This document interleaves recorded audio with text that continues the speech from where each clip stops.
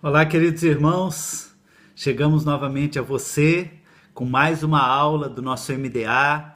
Estamos estudando o D2 e hoje nós vamos ver então a nona aula, continuando o assunto da semana passada, da oitava aula, que é o jejum. É a segunda parte, o jejum bíblico, parte 2. Você que está com a sua apostila aí, você pode abrir na página 59, né? 58, 59 aí. E nós vamos então estudar. Vamos fazer uma oração. Senhor, que o Teu Espírito Santo possa abrir nosso entendimento e trazer a revelação da Tua palavra, Senhor, daquilo que for estudado hoje, e nos levando à prática da Tua palavra, que gera em nós a vida. Vem, Espírito de Deus, abre o nosso entendimento e nos faz experimentar, Senhor, aquilo que o Senhor tem para nós através desse ensino. Em nome de Jesus, amém. Graças a Deus. Então abra sua apostila aí na página 59, a apostila O Poder da Cruz, e nós vamos estudar então o jejum bíblico. A pergunta que tem aí já no começo da página 59, o que devo fazer durante o jejum? Como falamos semana passada, não basta você ficar só sem comer. Eu vou ficar sem comer, então deixa eu aproveitar, deixa eu trabalhar mais, deixa eu aproveitar esse tempo para eu fazer alguma coisa, alguma atividade. Não, o jejum é importante. Aquele tempo, aquele dia, aquele período que você está jejuando, você fazer algumas coisas aqui, tá? Já quero falar inicialmente, né? Mas talvez você possa perguntar, mas então para jejuar eu não posso trabalhar, eu não posso fazer outra atividade? Não. Você pode jejuar trabalhando, você pode jejuar estudando, fazendo qualquer atividade, né? Não vai faltar do trabalho para jejuar, ou não vai deixar para jejuar apenas nos dias que você está sem trabalhar. Se você fizer isso, amém. Às vezes é até melhor. Mas você pode jejuar trabalhando. Agora, aquele tempo, né, que você dedicaria para a comida, para o café da manhã, para o lanche, para o almoço, você vai fazer outras coisas. E mesmo durante o trabalho, né, por exemplo, o primeiro conceito aqui que fala o que fazer durante o jejum. Primeira coisa, orar. O jejum ele tem que ser acompanhado de oração. Tem uma frase que fala, jejum sem oração é passar fome. E é verdade, né? Então tem que ser acompanhado da oração. Mas e eu trabalho? Amém. Né? Mas no seu trabalho, a sua mente estará ali ligada com Deus. Não que você vai largar o trabalho, vai ser omisso no seu trabalho, né?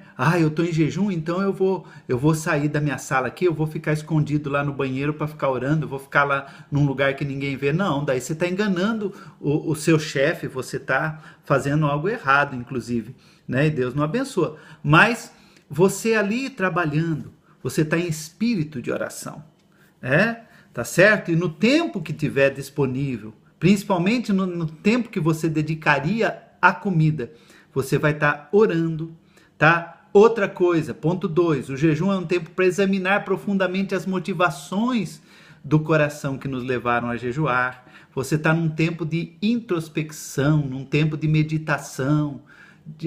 No Salmo 139, versículo 23, diz assim, sonda-me, ó Deus, e conhece o meu coração, e vê se há em mim algum caminho mau, e guia-me pelo caminho eterno. Então o jejum é um tempo para você meditar, você buscar o Espírito Santo, que o Espírito Santo revele coisas, talvez que precisam ser consertadas ou melhoradas na tua vida. O jejum, 1.3, é um tempo para ler e meditar na palavra de Deus, ler a Bíblia, né? 1.4 fala, importante ingerir água, caso o jejum ultrapasse um dia, principalmente. Você, mesmo sendo jejum de um dia só, nosso conselho é não jejuar de água. Agora, se você tiver uma direção específica, né, tome muito cuidado, porque a água, ela não é um alimento, né? A água, ela repõe simplesmente, né, a água que o teu corpo consome ali, a água, ela é essencial para a vida, então é importante beber água. 1.5, é importante você oferecer o jejum a Deus. No final, principalmente, né? Você vai entregar o jejum na hora de comer, que você vai quebrar o jejum ali, entrega aquele jejum a Deus, faz uma oração entregando ao Senhor e louvando pela vitória. 1.6, nós já falamos sobre isso, manter discrição. Não devemos alardear que estamos jejuando, pois esse comportamento farisaico foi severamente condenado por Jesus. Nós não vamos ler o texto, já lemos a semana passada, Mateus 6, quando Jesus falou para os discípulos, não façam jejum para aparecer para os homens, fica ali com cara de coitado, com cara de fome, para as pessoas perguntarem, você poder dizer, eu estou jejuando, né? Para as pessoas admirar a sua consagração. Isso é engano, isso é hipocrisia, né? Farisaísmo, isso é busca de glória humana. Não faça isso não. Ponto 2, da página 59. Que tipo de jejum não agrada a Deus? Primeiro, quando não há abstinência de iniquidade.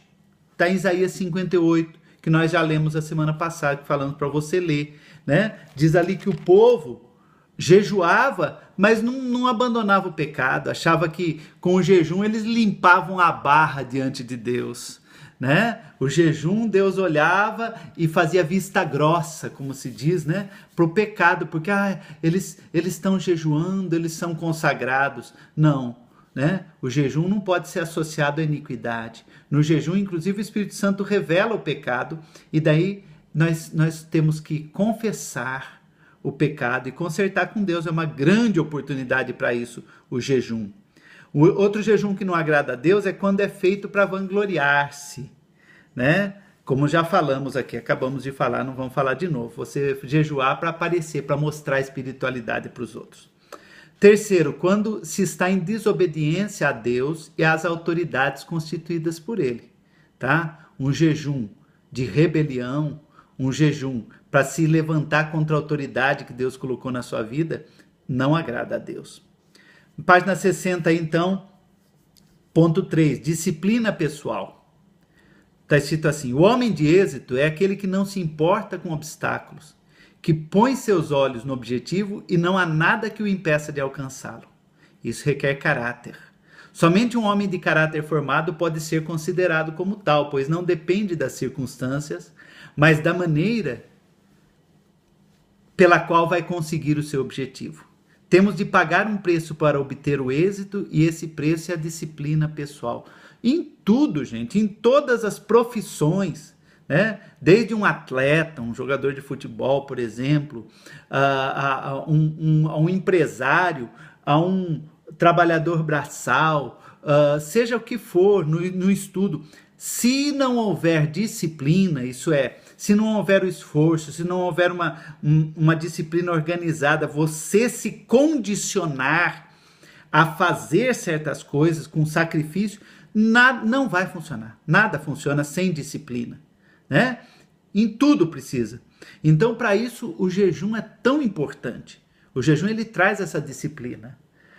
Eu não consigo jejuar, eu fico com fome. É claro, gente, que vai dar fome.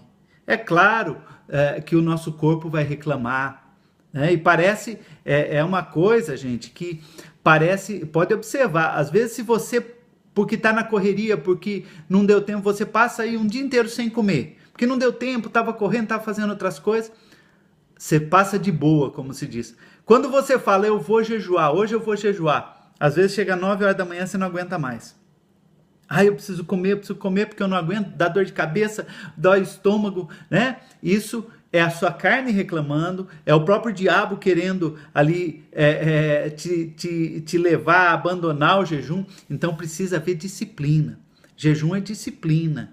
Né? É você ali submeter mesmo a sua carne. Deu vontade de comer, mas você fala, não, eu não vou comer, eu vou orar, eu vou segurar minha boca, tá? Então é disciplina, pessoal. Disciplina, diz aí, é autoeducação, é vontade, e tem sua fonte no Espírito Santo, que traz a nós tanto querer como realizar por sua vontade, como está em Filipenses 2,13. Disciplina cristã é amor, poder e domínio próprio. Domínio próprio, inclusive, é fruto do Espírito. Está lá em Gálatas 5:22, né? O domínio próprio, você se dominar. E o jejum é um exercício tremendo de domínio próprio.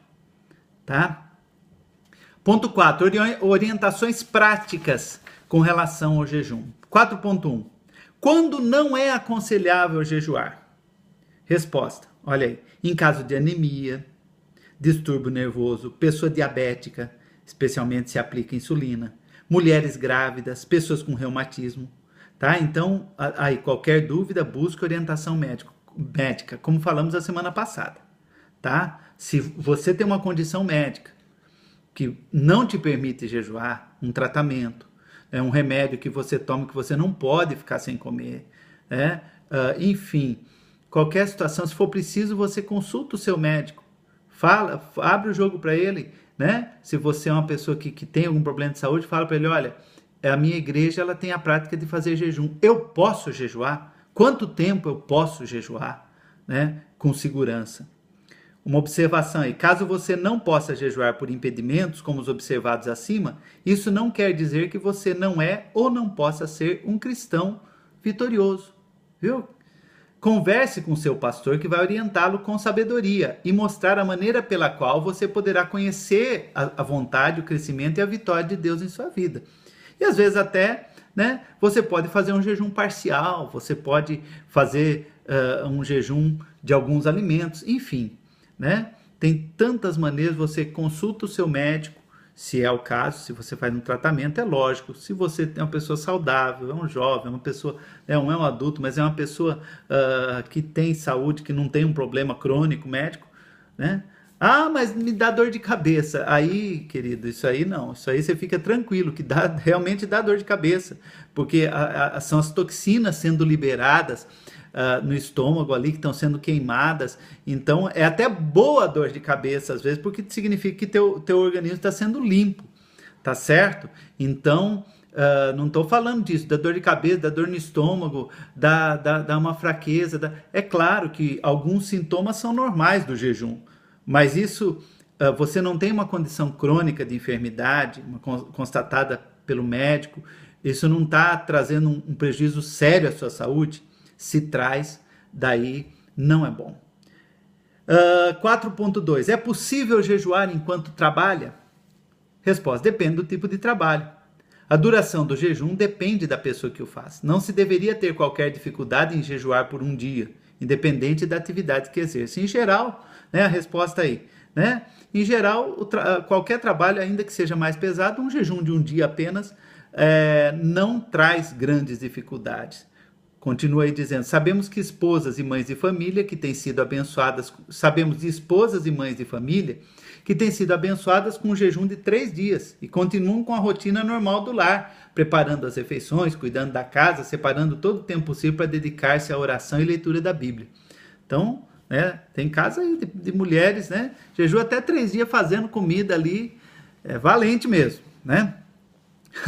Olha, uma pergunta prática e boa aí, hein? Principalmente para quem convive com o que está jejuando, né? Como evitar o mau hálito? Resposta, escovando os dentes, né? Fala aí outra sugestão, dissolver na língua uma quantidade pequena de cristal de menta, fazer gargarejo, diluindo em água produtos próprios como Cepacol, Enapion, né, enxaguantes bucais aí. Então, cuidado, viu? Uma coisa prática aqui, porque no jejum existe normalmente o estômago, né, como falei, libera as toxinas às vezes e gera o mau hálito. Então, escova o dente várias vezes se for preciso, porque o seu colega de trabalho, seu irmão em Cristo, a sua família, sua esposa, não tem que se sacrificar junto com você. E esse sacrifício de cheirar o mau hálito não é bom para ninguém, não é verdade? E isso não é jejum. Vamos lá. A gente está rindo aqui, mas é uma coisa verdadeira mesmo, né?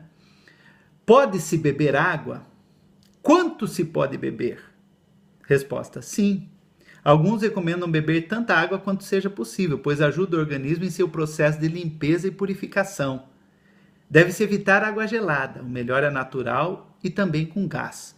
Então, no jejum tem o benefício físico do jejum também, né? Que, como falei, queima toxinas. O jejum, eu não sou médico, mas os médicos, você pode até perguntar para o médico, existem benefícios para o jejum, e um dos benefícios principais é essa limpeza, né, no nosso estômago e no nosso organismo. Então a água, ela ajuda nessa limpeza. Então, nossa sugestão, beba bastante água também no jejum. 4.5, na página 61, no finzinho aí. Existe algum meio para impedir as vertigens durante o tempo de jejum? As chamadas tonturas, né? Resposta: as vertigens são sintomas passageiros. Acontecem, na maioria das vezes, em jejuns com mais de 3 dias. Mas às vezes acontece até no jejum de um dia mesmo, né? Acontece às vezes a tontura, o organismo que é mais fraco e tal, é natural. Para evitá-las, vira a página aí, página 62. Basta você fazer movimentos lentos em vez de movimentos bruscos. Procure descansar quando ocorrerem. Evite dirigir carro em jejum prolongado. Então, deu tontura, para, né, dá uma paradinha, senta um pouquinho, né, faz o movimento mais devagar, espera aquela tontura passar. Não vai ficar correndo, andando se você está com vertigem, com tontura, porque isso pode causar acidente. Realmente, né, não é bom. 4.6, na página 62, a última pergunta e terminando esse nosso estudo sobre o jejum. Como começo a jejuar? Resposta: seguindo algumas orientações, algumas recomendações. Primeiro, evite nas 24 horas ou 36 horas que antecedem o jejum, tomar qualquer estimulante, por exemplo, chá, café, refrigerante. Diminua o consumo de carnes vermelhas. Vejam bem, esses conselhos aqui são principalmente para jejuns mais prolongados. Se você vai fazer um jejum de 3 dias, um jejum de 1 semana, um jejum até de 21 dias, de 40 dias, sem alimento, né? Um jejum total, só de água, que você pode fazer, claro que vai ser muito bom, né? É um desafio muito grande, mas eu tenho vários irmãos que fizeram, né? Chegaram a fazer jejum de 40 dias, ou de 21 dias, de vários dias. Então, alguns conselhos. Você ir preparando o seu organismo, tá certo? Então, não tomar estimulantes, café, chá, porque aquilo vai te dar dor de cabeça, carne vermelha, né? Diminuir talvez alguns dias antes aí, tá certo? Porque são alimentos que vão gerar depois uma dor de cabeça mais intensa. Outro conselho, né? Leia a Bíblia nas horas das refeições, já falamos sobre isso, né? Como é importante você usar a hora da refeição para ler a Bíblia. Porque se você não fizer nada, inclusive, né, na hora da refeição, você vai ficar sentindo aquela angústia, aquela dor no estômago, a tentação vai ser muito maior, a luta vai ser muito maior, você não precisa disso. Vá ler a palavra, vá orar, tá certo? No horário das refeições. Ore, olha aí, ore e organize sua vida com Deus. Tá? Ponto 4 aí. Não fique perto da cantina e nem do supermercado. Evita, né, irmão? Se você tá com fome, mas você vai ficar ali perto da comida ali, vai ser uma luta muito maior. Você vai ficar perto da cantina, perto do supermercado, né? Inclusive, esse é um conselho até normal para você. Você nunca ir no supermercado com fome. Isso é uma coisa que é psicológica. Se você vai no supermercado com fome, você vai consumir muito mais. Isso é comprovado, tá?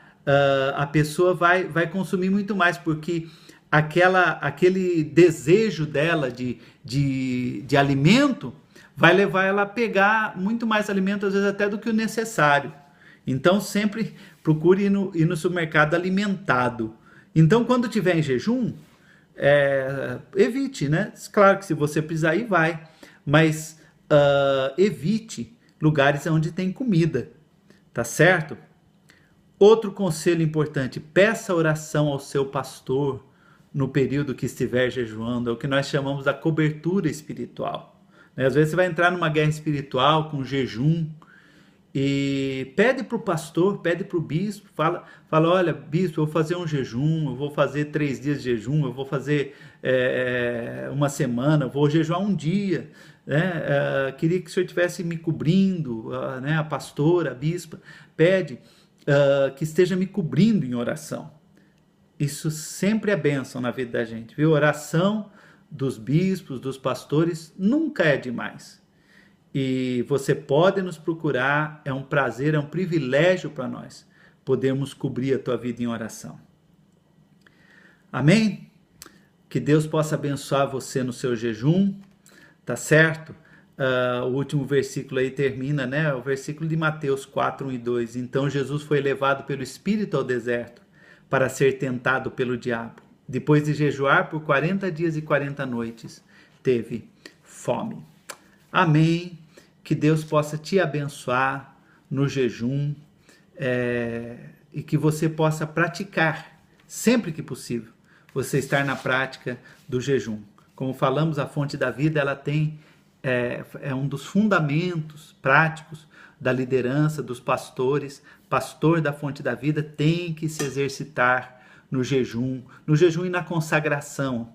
Como falamos na última aula, a consagração são aqueles jejuns parciais, onde durante alguns dias, né, tomamos a decisão, principalmente quando há a orientação do apóstolo César, passamos ali 21 dias, 40 dias, 30 dias, enfim, né, conforme é determinado, nos abstendo de alguns alimentos ali, tá certo? Principalmente alimentos às vezes que fazem mal à saúde, e alimentos às vezes que temos às vezes uma certa dependência deles. Então às vezes é muito bom isso que nós chamamos de consagração também. Vamos orar.